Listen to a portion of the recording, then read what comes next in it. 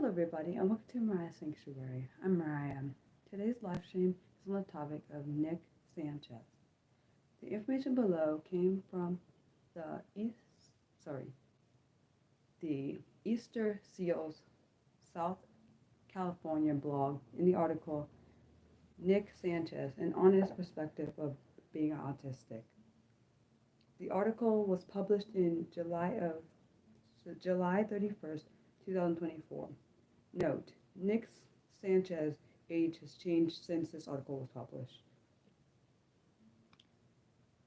Easter Seals SoCal sat down with Nik Sanchez, an actor and cast member of our new PSA campaign, Disability is Not a Dirty Word.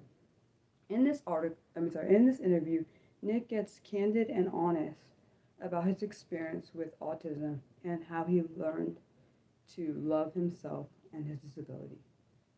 So the first question was, tell us a little bit about yourself. And this is what Nik said. My name is Nik Sanchez. I'm 19 years old. I'm an actor, a college student, and a Target cashier, a big and little brother, and I like to call myself awesomely autistic. I love saying hi to people and learning names and giving compliments. I'm working to get my degree in film and TV production. I would love to continue with my acting career and one day work with Kevin Hart and Dwayne Johnson. The next question that the interviewer asked him was, how are you connecting with Easter Seal SoCal?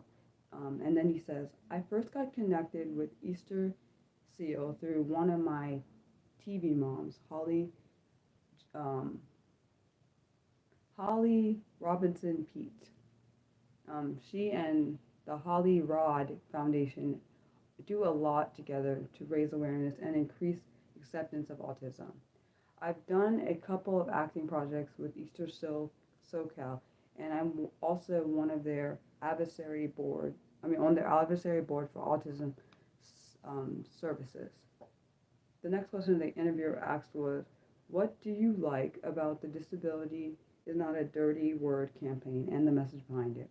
I love everything about the message of this campaign. I'm very open about my autism and other disabilities now, but even I used to be afraid to speak about my disability, and I was so afraid that I didn't fit in or people found out about my autism that they wouldn't like me. But after all the time and energy I put into trying to not be myself, just made things worse. I feel that this campaign is saying you don't have to like me or even fully understand me, but you do have to respect me. And that's really powerful, especially for groups that feel powerless a lot of the time. Honestly, I agree completely with what you said. I know as being autistic and having other disabilities, how that can feel. So the next question that the interviewer asked Nik was, tell us about your journey of learning to love and embrace your disability. And his answer was, my journey was definitely interesting. I remember being young and knowing that I had more energy and was sillier, than other kids. My official diagnoses were autism, ADHD, and Tourette syndrome. Those do not always create the best behaviors for a structural social setting like school, and I was labeled the weirdo, the annoying one, the gullible one, the stupid one, the loud one, the bad one. I was bullied by teachers and kids for years. My mom helped me learn how to advocate for myself, and I started telling people early on that about my autism and other disabilities. Most people ended up being nicer to me and or having a lot of questions, which I liked. Some people still don't like me, but stopped bullying me and left me alone. Communication helps get rid of some or all of the fear people have of the things they don't fully understand. If I didn't start speaking up or advocating for myself, I don't think my journey would have taken a more positive turn. And then the interviewer asks him, or Nik, what would you tell other people with disabilities who are struggling to accept themselves and be proud of who they are? Anyone. I think his interview is really awesome. Anyone who's struggling with disability, first off, I would say I'm sorry you're struggling. I totally understand, and I've been there. Everyone needs a great and support and positive support system, but especially those with disabilities who are fighting against something pretty much every day. It makes a big difference if you have people fighting with you and for you. They will help you feel good about fighting for yourself too, and you're worth it. Um, Honestly, I can relate to exactly what you said. Being I've struggled with my disability since I was little, so I completely understand what he's saying. I'm older than him, but I completely understand what he's saying. The next question the interviewer asked him, "What do you wish people knew about you and other people with autism?" One thing I really, this is what Nick said, one thing I really wish people knew about me and other people with autism is that we aren't dumb. Autism is not about the measure of intelligence. There are some people with autism that have developmental delays, but there are also people without autism who have developmental delays. Just because someone cannot figure the way most people do it, doesn't mean that they can't find their own way. And I agree with that statement too. Because I'm also autistic,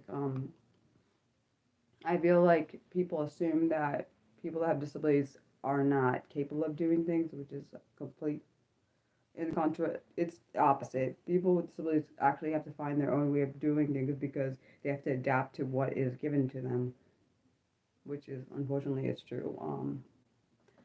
And then the last question that the interviewer asked him, or asked Nick, was, "How do you hope this campaign impacts the way the world sees and views people with disabilities?" And Nick's answer was, "I really hope that this campaign can help change what people see as labels or disabilities to just characteristic traits, because that's all disabilities are. Traits, characteristics, and the qualities to make us us. Just because people are considered normal or without a disability doesn't automatically mean they cannot do everything or be talented at every skill. Disability or not, we all have strengths and weaknesses and deserve to be treated with kindness and respect. In non-disabled people who just are willing, sorry, if non-disabled people are just willing to put half of an effort into understanding us that we put um, into trying to fit in, the world would be a much better place. We want to feel and be included. And the things we might not care about, we might not care, even the things we might not care about. It's like finding out there's a party that you wouldn't have to go to anyways, but we want the invite. We want to know that we can do uh, anything we may want to do at any time.